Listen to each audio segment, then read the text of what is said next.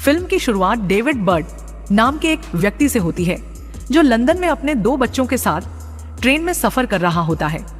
कुछ ही देर में वो देखता है कि एक आदमी अपना फोन कचरे में फेंकता है और फिर टॉयलेट में चला जाता है। डेविड ये भी देखता है कि ट्रेन की एक महिला गार्ड काफी परेशान दिख रही है। वो गार्ड उस आदमी की जांच के लिए टॉयलेट के पास जाती है, लेकिन अंदर से कोई जवाब नहीं मिलता। ये देखकर डेविड पास के एक यात्री से कहता है कि वो उसके बच्चों का ध्यान रखे और फिर वो खुद गार्ड से बात करने के लिए आगे बढ़ता है। वो गार्ड को बताता है कि वो पुलिस अधिकारी है और पूछता है कि क्या हो रहा है। गार्ड बताती है कि उसे डर लग रहा है क्योंकि उन्हें सूचना मिली है कि ट्रेन में एक आतंकवादी हो सकता है। वो सोचती है कि टॉयलेट में बंद आदमी खतरनाक हो सकता है क्योंकि उसका बर्ताव अजीब लग रहा है। अब डेविड फैसला करता है कि वो उस संदिग्ध आदमी का सामना करेगा और गार्ड से दरवाजा खोलने को कहता है। उसका प्लान ये है कि अगर वो आदमी बम लेकर बाहर आए तो वो उसे धक्का देकर बाहर फेंक देगा, लेकिन कुछ ही देर में वो आदमी बिना किसी बम या हथियार के बाहर आता है और आराम से अपनी सीट पर वापस बैठ जाता है। डेविड राहत की सांस लेता है और टॉयलेट में जाकर देखता है कि उसने वहां कुछ छोड़ा है या नहीं। अंदर जाने पर वो हैरान हो जाता है जब उसे एक डरी सहमी हुई औरत मिलती है जिसकी कमर पर बम बंधा होता है। वो देखता है कि महिला बहुत घबराई हुई है और ये आतंकवादी जैसा काम करना नहीं चाहती। डेविड उससे बात करने की कोशिश करता है। औरत अपना नाम नादिया बताती है और कहती है कि वो संदिग्ध आदमी उसका पति है। नादिया बम विस्फोट करने की कोशिश करती है, लेकिन डेविड उसे शांत करता है। वो नादिया से कहता है कि बतौर सैनिक के रूप में उसने अफगानिस्तान में आतंकवाद और हिंसा देखी है जिसका अंत कभी अच्छा नहीं होता। डेविड नादिया से कहता है कि वो ये सब छोड़ दे और उसे उसके पति से बचाने का वादा करता है। कुछ देर बाद ट्रेन रुक जाती है और पुलिस अंदर आ जाती है। वे नादिया को मारने ही वाले होते हैं कि डेविड उन्हें रोकता है और बताता है कि नादिया आत्मसमर्पण करने को तैयार है। नादिया आखिरकार टॉयलेट से बाहर आती है और एक ऑफिसर बम को निष्क्रिय करके उसे उसकी कमर से हटा देता है। इसके बाद नादिया के पति को गिरफ्तार कर लिया जाता है और पुलिस उसे पूछताछ के लिए हिरासत में ले लेती है। अगले सीन में डेविड अपने बच्चों को लेकर अपनी एक्स वाइफ विकी के घर छोड़ने जाता है।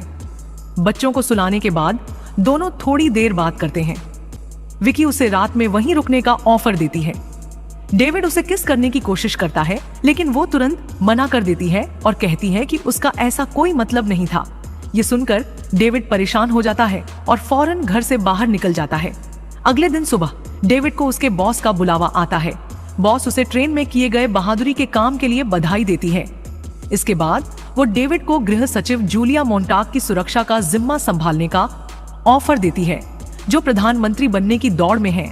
डेविड खुशी से ये नौकरी स्वीकार कर लेता है और घर जाकर जूलिया मोंटाग के बारे में कुछ जानकारी जुटाता है। उसे पता चलता है कि जूलिया विदेशी सैन्य कार्रवाइयों का समर्थन करती हैं, जिससे डेविड थोड़ा परेशान हो जाता है क्योंकि वो अब भी अफगानिस्तान में बिताए समय से PTSD यानी पोस्ट ट्रॉमेटिक स्ट्रेस डिसऑर्डर से जूझ रहा है। अगले दिन डेविड अपने पहले दिन काम पर जूलिया के साथ काम शुरू करता है। वो उसे सुझाव देता है कि उसकी सुरक्षा के लिए मंत्री भवन के अंडरग्राउंड दरवाजे से प्रवेश करे, लेकिन जूलिया इसमें कोई दिलचस्पी नहीं दिखाती और बिना कुछ कहे चली जाती है। डेविड दिन भर उसका पीछा करता रहता है जब तक वो काम करती है और दिन के आखिर में उसे घर छोड़ने जाता है। ड्राइव के दौरान डेविड ड्राइवर को एक दूसरा रास्ता लेने का सुझाव देता है क्योंकि मौजूदा रास्ता उसे असुरक्षित लगता है। उसकी इस बार बार की दखलंदाजी से जूलिया काफी नाराज हो जाती है, लेकिन डेविड कहता है कि वो सिर्फ अपनी ड्यूटी कर रहा है। जब वे जूलिया के घर पहुंचते हैं तो डेविड हर कमरे की जांच करने लगता है ताकि किसी भी सुरक्षा खतरे को ढूंढ सके। इससे जूलिया फिर से परेशान हो जाती है और उसे वहां से जाने को कहती है, लेकिन डेविड जूलिया की फ्रस्ट्रेशन समझाता है। कुछ समय बाद जूलिया डेविड की रिपोर्ट पढ़ती है और उससे पता चलता है कि डेविड वही आदमी है जिसने ट्रेन बम धमाके की घटना को सफलतापूर्वक रोका था। ये जानकर वो उसके प्रति नरम हो जाती है और अपने पिछले व्यवहार के लिए माफी मांगती है।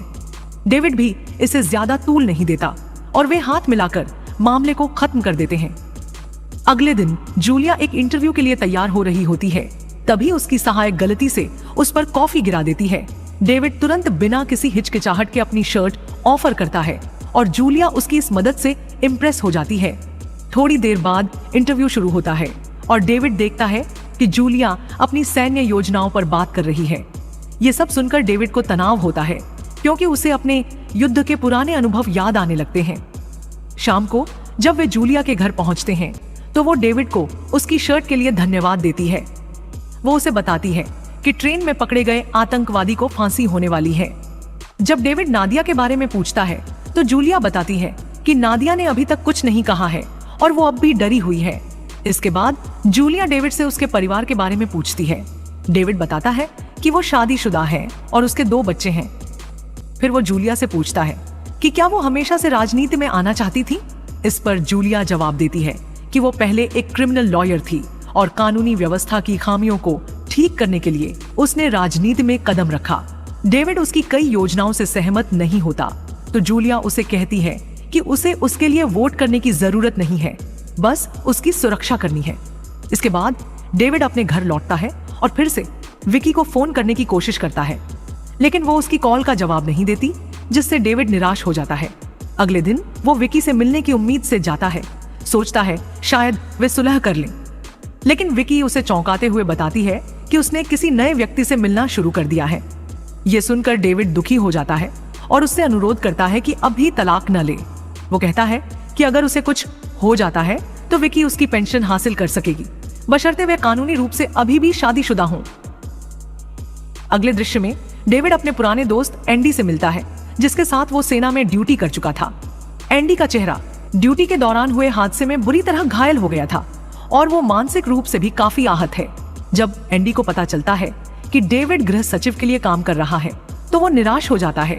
वो डेविड को ताने मारते हुए कहता है कि वो उन्हीं नेताओं के लिए काम कर रहा है जिन्होंने उन्हें युद्ध में मरने के लिए भेजा और उनके कई साथियों की मौत का कारण बने।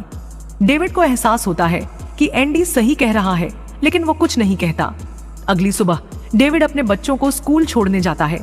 पता चलता है कि उसका बेटा मेंटल ग्रोथ की समस्या से जूझ रहा है, जिस वजह से दूसरे बच्चे उसे लगातार तंग करते हैं। उसका बेटा स्कूल जाने से मना कर देता है, लेकिन डेविड उसे हिम्मत देता है कि वो उन बदमाशों का सामना करे और प्रिंसिपल को उनकी शिकायत करे। कोई और चॉइस न होने पर लड़का न चाहते हुए भी फिर से स्कूल के अंदर चला जाता है। बाद में जूलिया और डेविड काम के लिए जा रहे होते हैं जब डेविड को अपनी पूर्व पत्नी विकी से बार बार कॉल आने लगती हैं। शुरू में वो कॉल्स को नजरअंदाज करता है, लेकिन जब कॉल्स लगातार आती रहती हैं तो जूलिया उसे फोन उठाने के लिए कहती है। विकी उसे बताती है कि उनके बेटे के लिए जिस स्पेशल स्कूल में उन्होंने अप्लाई किया था वहां उसकी जगह नहीं मिली। वो बहुत परेशान है, लेकिन डेविड उसे भरोसा देता है कि वे किसी और खास स्कूल का इंतजाम कर लेंगे। फिर डेविड कहता है कि वो काम पर है और फोन रख देता है। जब वे अपने लोकेशन पर पहुंचते हैं तो डेविड जूलिया से पर्सनल कॉल लेने के लिए माफी मांगता है, लेकिन जूलिया को इससे कोई परेशानी नहीं होती। ऑफिस में जूलिया एक शख्स से मिलती है जो उसे एक संभावित आतंकवादी हमले के बारे में बताता है, जो कि एक स्कूल पर होने वाला है। वो आदमी बताता है कि ये वही स्कूल है जहां डेविड के बच्चे पढ़ते हैं। ये सुनकर जूलिया चौंक जाती है। उन्हें शक है कि ये हमला डेविड के ट्रेन पर हुए आतंकवादी हमले को रोकने के प्रयास का बदला हो सकता है। हालांकि वे स्कूल को सूचित नहीं करने का फैसला करते हैं और लोगों में दहशत न फैलाने के लिए सुरक्षा बढ़ा देते हैं। अगली सुबह बच्चे स्कूल में खेल रहे होते हैं, तभी आतंकवादी एक सफेद वैन में आकर हमला करने की तैयारी करते हैं। ये देखकर एक टीचर जल्दी से बच्चों को अंदर ले जाता है और एक पुलिस वैन स्कूल के सामने आकर आतंकवादियों को रोकती है। फिर पुलिस आतंकवादियों पर गोली चलाती है, जिससे उनके ट्रक का एक्सीडेंट हो जाता है। ऐसा लगता है कि वे मर चुके हैं, इसलिए एक ऑफिसर ट्रक की जांच करने जाता है, लेकिन अफसोस उनमें से एक आतंकवादी अभी भी जिंदा होता है और अचानक बम विस्फोट कर देता है। इससे गाड़ी में धमाका होता है और 3 पुलिस ऑफिसर मारे जाते हैं। बाद में जब डेविड इस हमले के बारे पता चलता है तो वो तुरंत विकी को कॉल करता है और राहत की सांस लेता है जब उसे पता चलता है कि उनके बच्चे सुरक्षित हैं। इसके बाद उसे उसके बॉस बुलाते हैं, जो उसे बताते हैं कि ये घटना उस ट्रेन हादसे का बदला हो सकती है, इसलिए उसकी पत्नी और बच्चों को किसी और हमले से बचाने के लिए सुरक्षित जगह पर भेज दिया गया है। इससे डेविड खुश होता है, लेकिन फिर उसके बॉस उसे चौंका देते हैं कि उसे जूलिया की सुरक्षा से हटा दिया गया है और अब उसे एक डेस्क जॉब दी गई है। डेविड ये जानने की कोशिश करता है कि उसे ये सजा क्यों दी जा रही है, लेकिन उसका बॉस बताता है कि क्योंकि आतंकवादी अब उसके पीछे हैं, इसलिए जूलिया के साथ उसका रहना बहुत खतरनाक है। आखिर में डेविड को अपने सीनियर ऑफिसर के आदेश मानने के अलावा कोई और रास्ता नहीं बचता। बाद में डेविड फिर से एंडी से मिलता है और शराब पीता है। वे सरकार की आतंकवादी हमले पर दिए गए जवाब पर बात करते हैं और एंडी कहता है कि जूलिया बस इस मौके का फायदा उठाकर और भी ताकतवर बन रही है। वो पूछता है कि अगर जूलिया वही अनुभव करती जो उन्होंने किया तो वो कैसा महसूस करती। ये सुनकर डेविड चौंक जाता है, क्योंकि उसे समझ आता है कि उसका दोस्त जूलिया को नुकसान पहुंचाने का प्लान बना रहा है। अगली सुबह विकी को एक खत मिलता है जिसमें बताया जाता है कि एक खास स्कूल में उनके बच्चों के लिए अचानक एक जगह खुल गई है। वो तुरंत डेविड को बताती है और वे इस खुशी का जश्न मनाते हैं।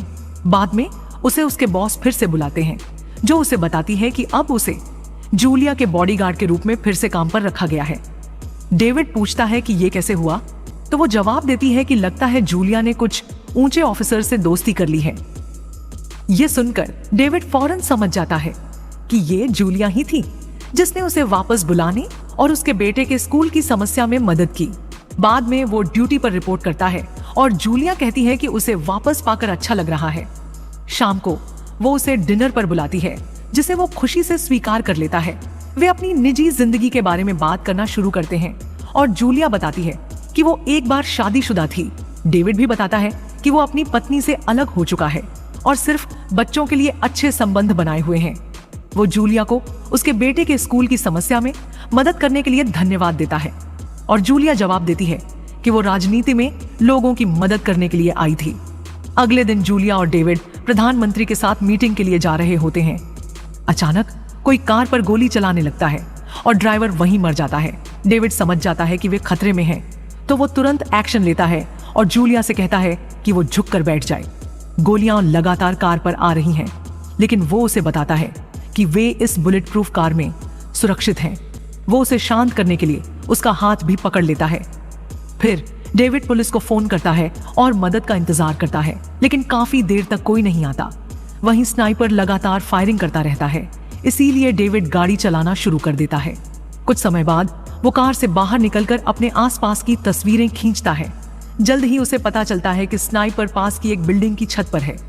जूलिया डरी हुई होती है और उससे विनती करती है कि वो उसे न छोड़े, लेकिन डेविड उसे भरोसा दिलाता है कि सब ठीक होगा और कहता है कि वो सिर्फ गाड़ी के अंदर ही रहे। कुछ देर बाद वो बिल्डिंग में जाता है और छत की तरफ बढ़ता है। उसे पता चलता है कि स्नाइपर उसका पुराना साथी एंडी है। एंडी कहता है कि अब बहुत देर हो चुकी है और वो डेविड से कहता है कि उसे जूलिया की हत्या करनी है। डेविड उसे आत्मसमर्पण करने के लिए कहता है, लेकिन एंडी खुद को गोली मार लेता है। इस घटना के बाद जूलिया की सुरक्षा के लिए उसे एक होटल में ले जाया जाता है। जब डेविड उससे मिलने जाता है तो वो अभी भी डरी और सदमे में होती है। वो रोती रहती है, लेकिन डेविड उसे बताता है कि वो अब सुरक्षित है। जब उनके हाथ एक दूसरे को छूते हैं तो जूलिया कहती है कि वो कोई रानी नहीं है और डेविड उसे छू सकता है। फिर डेविड उसे गले लगाता है और उसे शांत करने की कोशिश करता है। इस इमोशनल मोमेंट में वे अचानक एक दूसरे को चूम लेते हैं और फिर शारीरिक संबंध बना लेते हैं। अगले दिन डेविड अपने बॉस से मिलता है, जो उसके साहस के लिए उसकी सराहना करती है और उसे अवार्ड के लिए सिफारिश करने की बात करती है। बॉस ये भी जानना चाहती है कि जूलिया पिछले कुछ दिनों में किससे मिल रही थी और उसके सीक्रेट प्लान्स क्या हैं। डेविड को ये पसंद नहीं आता और कहता है कि वो ये जानकारी नहीं दे सकता, लेकिन बॉस बताती है कि जूलिया एक खतरनाक पॉलिटिशियन है और उसे किसी भी हाल में रोका जाना चाहिए। वो ये भी कहती है कि जूलिया को स्कूल पर हमले के बारे में पहले से पता था, लेकिन उसने डेविड को नहीं बताया, जबकि वो जानती थी कि उसके बच्चे वहीं पढ़ते हैं। ये सुनकर डेविड चौंक जाता है और उसे समझ नहीं आता कि क्या कहे, और यहीं पर फिल्म खत्म होती है।